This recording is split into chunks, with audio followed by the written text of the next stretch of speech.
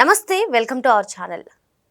మాజీ మంత్రి బొత్స సత్యనారాయణ కూటమి ప్రభుత్వం పైన విరుచుకుపడుతున్నారు. మరి స్వాతంత్రం వచ్చిన తర్వాత ఏ ప్రభుత్వము చేయని విధంగా కూటమి ప్రభుత్వం అప్పులు చేస్తుందని, మరి మొత్తానికి మరో పాకిస్తాన్లా ఆంధ్రప్రదేశ్ తయారవుతుందా అని భయమేస్తుందని ఆయన వ్యాఖ్యానించారు. మరి నిజంగానే కూటమి ప్రభుత్వం అంత విపరీతంగా అప్పులు చేస్తుందా తెలుసుకునే ప్రయత్నం చేద్దాం. దీన్ని పూర్తిగా విశ్లేషించడానికి మనతో పాటుగా ఉన్నారు ప్రముఖ రాజకీయ సామాజిక విశ్లేషకులు అప్పసాని రాజేష్ గారు.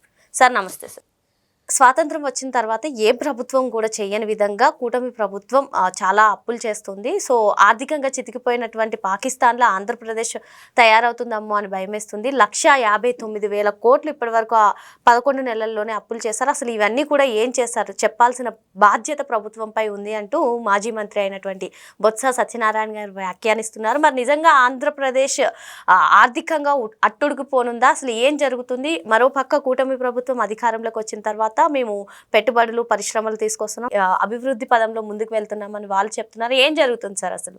అంటే ఎన్డీఏ కూటమి ప్రభుత్వం పదవి బాధ్యతలు చేపట్టిన తర్వాత ఈ గడిచిన అంటే వచ్చే నెల 12వ తారీఖుకి ఎన్డీఏ కూటమి పదవి బాధ్యతలు చేపట్టి సంవత్సర కాలం పూర్తవుతూ ఉంది. ఈ సంవత్సర కాలంగా ఎన్డీఏ కూటమి తన పాలనా హయాంలో 1,59,000 కోట్ల రూపాయలు అప్పులు చేసింది అని చెప్పని బొత్స సత్యనారాయణ గారు చెప్తా ఉన్నారు. ఈ అప్పులని ఎక్కడ వినియోగించారు అంటే, డబ్బులు మిస్యూజ్ అయ్యాయి, మీ హయాంలో ఈ అప్పులను వినియోగించి ఆస్తుల పెంపకం కానీ, ఒక ప్రాజెక్టుల నిర్మాణం కానీ, కన్స్ట్రక్టివ్ యాక్టివిటీ ఏం జరగలేదనేది బొత్స సత్యనారాయణ గారు చెప్తా ఉన్నారు. మా హయాంలో మేము అప్పులు చేస్తున్నాము, రాష్ట్రం ఇంకొక శ్రీలంకగా మారుతుంది అన్నారు. కానీ ఈరోజు మీరు చేస్తున్న అప్పుల దెబ్బకి రాష్ట్రం ఇంకొక పాకిస్తాన్ లాగా మారుతుంది అంటున్నారు. అయితే ఇక్కడ గమనించుకోవాల్సింది ఏంటి అంటే, బొత్స సత్యనారాయణ గారు కౌన్సిల్లో లీడర్ ఆఫ్ ది అపోజిషన్. మొన్న బడ్జెట్ సమావేశాలు జరిగినాయి. బడ్జెట్ సమావేశాలు జరిగిన సందర్భంగా బడ్జెట్ మీద ప్రసంగిస్తూ ప్రభుత్వాన్ని నిలదీసి, మీరు ఈ డేట్లలో ఇన్ని వేల కోట్ల రూపాయలు అప్పులు చేశారు, ఈ అప్పులని ఏ అవసరాల రీత్యా ఖర్చు పెట్టారు అని చెప్పని ప్రభుత్వాన్ని ప్రత్యక్షంగా ప్రశ్నించి వివరణ రాబట్టుకునే ఆస్కారం ఆయనకు ఉంది. మరి ఆ ప్రయత్నం సభ ప్రతిపక్ష నాయకుడిగా బొత్స సత్యనారాయణ గారు ఎందుకు చేయలేదు? ప్రభుత్వం నుంచి వివరణ అడిగే హక్కు ఆయనకుంది, వివరించి తీరాల్సిన బాధ్యత ప్రభుత్వం మీద ఉంటుంది. మరి సభలోనే ప్రశ్నించున్నట్టయితే ఆ సభా వేదికగానే ప్రభుత్వం వైపు నుంచి ఆ వివరణ వచ్చి ఉండేది కదా, వివరించి తీరాల్సిన బాధ్యత ప్రభుత్వం మీద ఉండేది కదా. బడ్జెట్ గురించి, రాష్ట్ర ఫైనాన్సెస్ గురించి, అప్పుల గురించి చర్చించడానికే కదా సభ ఉంది. ఆ సమావేశాలు జరిగిన మోటివ్ కూడా అదే కదా. ఒక పక్క సభకి హాజరైన బొత్స సత్యనారాయణ గారు ఈ అంశాన్ని ప్రస్తావించాల. సభకి హాజరు కాని జగన్మోహన్ రెడ్డి గారు కూడా ప్రెస్ మీటుల్లో గణాంకాల గురించి మాట్లాడుతున్నారు.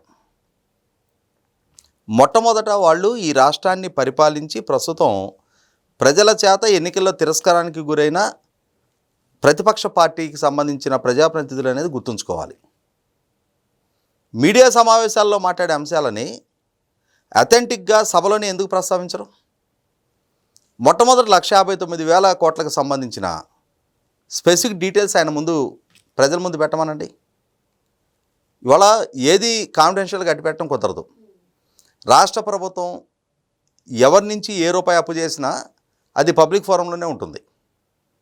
సో డేట్లో మీరు రిజర్వ్ బ్యాంక్ నుంచి ఇన్ని అప్పులు తీసుకొచ్చారు, వేరే రకాలైన అప్పులు ఇన్ని తీసుకొచ్చారని చెప్పాలి. అయితే ఆయన ఇప్పుడు ఏటి గురించి ప్రస్తావిస్తున్నాడు?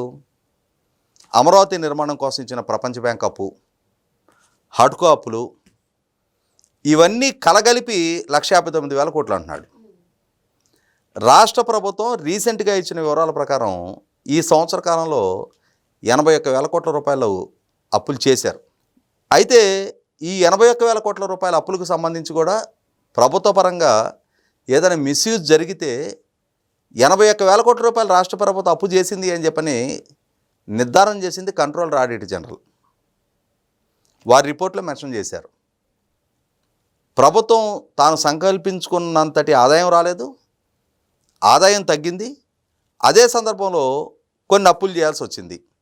ఏం చేశారు ఈ అప్పులు అనేది 100% వివరించి ప్రజలకి సభకి కూడా చెప్పి తీరుతుంది ప్రభుత్వం. ఒకవేళ ప్రభుత్వ పరంగా ఏదైనా అప్పులు దాచిపెట్టే ప్రయత్నం చేసినా సిఏజీ రిపోర్ట్లో అవన్నీ రిఫ్లెక్ట్ అవుతాయి. ఇక్కడ బొత్స సత్యనారాయణ గారు చెప్పాల్సింది ఏంటి అంటే 5 సంవత్సరాలు ఆయన కొన్నాళ్ళు మున్సిపల్ అడ్మినిస్ట్రేషన్ మినిస్టర్గా, కొన్నాళ్ళు విద్యాశాఖ మంత్రిగా కొనసాగారు కదా. వాళ్ళ ప్రభుత్వ హయాంలో 2020-21 ఆర్థిక సంవత్సరంలో 48,000 కోట్ల రూపాయలు ట్రెజరీ బిల్స్ లేకుండా ఖర్చు పెట్టారు అని చెప్పని కేంద్ర ఆర్థిక శాఖ రాష్ట్ర ప్రభుత్వాన్ని వివరణ కొరత లేఖలు రాసింది. 48,000 కోట్లు ట్రెజరీ బిల్లు లేకుండా ఏ విధంగా దాన్ని సమర్థించుకున్నారు బొత్స సత్యనారాయణ గారు? ఏ విధమైన వివరణ కేంద్ర ప్రభుత్వానికి ఇచ్చారు? ప్రజలకేం వివరణ ఇచ్చారు? అంటే లెక్కాజమా లేకుండా 48,000 కోట్లు ఖర్చు పెడతారా? 48,000 రూపాయలు ఖర్చు పెట్టగలిగే వెసులుబాటు ప్రభుత్వానికి ఉంటుందా? 48,000 కోట్లు బిల్స్ లేకుండా ఖర్చు పెట్టారు అని అంటే అటువంటి బొత్స సత్యనారాయణ గారు ఇవాళ ఈ ప్రభుత్వ పారదర్శకతని ప్రశ్నిస్తూ ఉన్నారు. ఈ ప్రభుత్వం దేనికి ఖర్చు పెట్టిందో తెలియట్లేదు అంటున్నారు. అన్ని లక్షల కోట్ల అప్పులు చేసిన జగన్మోహన్ రెడ్డి గారి పాలనా హయాంలో కనీసం ప్రతి నెల 1వ తారీఖున ప్రభుత్వ ఉద్యోగులకు జీతాలు ఇవ్వగలిగారా? ఆ హయాంలో కోట్ల రూపాయలు మేము డీబీటీ ద్వారా ప్రజలకు సంక్షేమాన్ని అందించామని చెప్పని అదే ప్రెస్ మీట్లో బొత్స సత్యనారాయణ గారు చెప్తా ఉన్నారు. అదే సంక్షేమాన్ని ఈ ప్రభుత్వం కూడా కొనసాగిస్తూ ఉంది. పైగా ఈయనేమంటున్నారు? సంక్షేమ పథకాలు ఇవ్వకుండా మోసం చేస్తున్నారు అని చెప్పి అంటున్నారు. మీరు ప్రభుత్వంలోకి వచ్చిన తర్వాత కూడా మీరు కూడా ఒక షెడ్యూల్డ్ క్యాలెండర్ ప్రకారమే సంక్షేమాన్ని అమలుపరిచారు. అదే క్యాలెండర్ ప్రకారం మేము కూడా అమలుపరుస్తామని చెప్పని ఈ ప్రభుత్వం కమిట్ అయింది. రేపు జూన్ 12 సంవత్సర కాలం పూర్తయ్యే నాటికి అన్ని సంక్షేమ పథకాలని మేము అమలు చేస్తామంటున్నారు. ఆల్రెడీ కొన్ని సంక్షేమ పథకాలు తాము పాలన మొదలుపెట్టిన 19 రోజుల నుంచి మొదలుపెట్టారు. ఇవాళ రోడ్డు ఫార్మేషన్ జరుగుతూ ఉన్నాయి, ఇరిగేషన్ ప్రాజెక్టుల నిర్మాణం జరుగుతూ ఉన్నాయి, పవర్ సెక్టారు కొత్త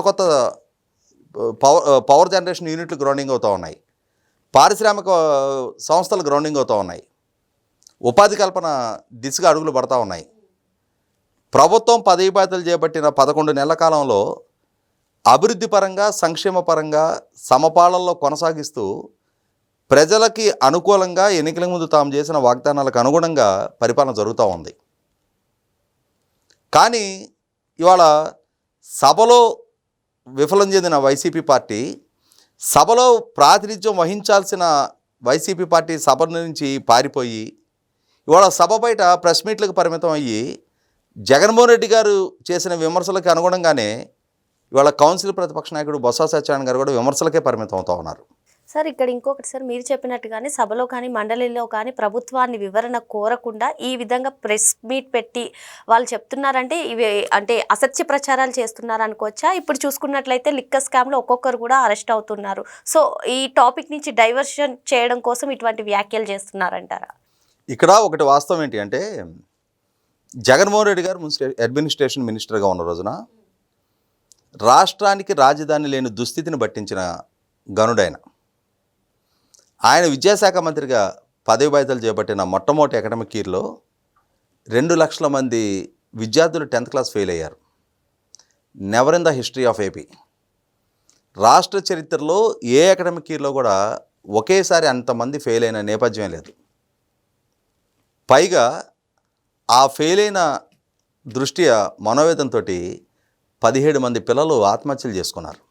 అటువంటి పనితీరు, అటువంటి మెరుగైన ప్రమాణాలు నెలకొల్పిన బొత్స సత్యనారాయణ గారు ఈరోజు ఈ ప్రభుత్వాన్ని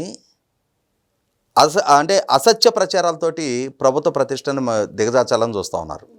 2019కి ముందు ఏ అసత్య ప్రచారాలతో అయితే ప్రజలను మభ్యపెడుతూ వచ్చారో ఇప్పుడు కూడా అదే అసత్య ప్రచారాలు, అదే తప్పుడు డేటాతోటి వక్రీకరించిన సమాచారంతో ప్రజలని తప్పుదో పట్టించాలని చూస్తున్నారు.